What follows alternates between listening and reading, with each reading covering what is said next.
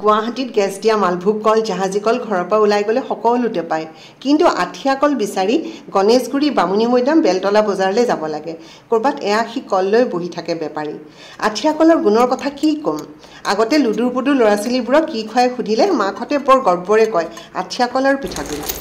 আঠিয়া কলৰ চৰ্বত খালে গাটো ঠাণ্ডা লাগি যায় কলখিনি কাটি বেছি সময় পানীত থ'লে টেঙা হৈ গেছ হৈ যায় সেয়েহে মই কাটি ফ্ৰিজত থৈ দিছিলোঁ বেলেগে আইচ কিউব আৰু দিয়া নাই যিহেতু এনেই ঠাণ্ডা হৈ আছিল চৰ্বতখিনি আঠিয়া কল এনেই মিঠা গতিকে বেলেগে আৰু চেনি দিয়াৰ প্ৰয়োজন নহয় কিন্তু মই মিঠা খাই ভাল পাওঁ কাৰণে কেইটামান মিশ্ৰি দি দিলোঁ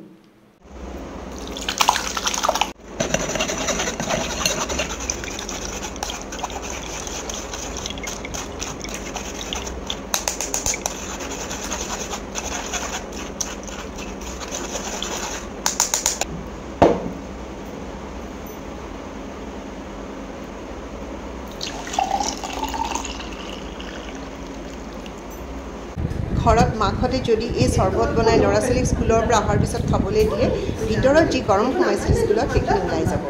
গৰমত গা শীতল কৰা কেইটামান সৰু সৰু সাধাৰণ ৰেচিপি লৈ আহি আছোঁ আপোনালোকৰ কাষলৈ পুনৰ লগ পাম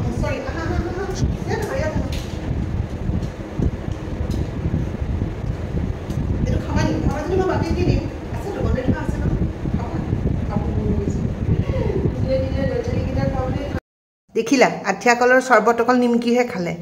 তাই সেইকাৰণে চেহেৰাটো আঠিয়া কলৰ নিচিনা আৰু তোমালোকে নাখোৱা আৰু এইবিলাক হয়নে নিমকিয়ে গোটেই শেষ কৰিব তোমাৰ ভাগৰ পৰাও খাই পেলালে নিমকি দেখিছা নাই তাই পেটলিয়ে যাৰ যাৰ বাতিৰ পৰা পাব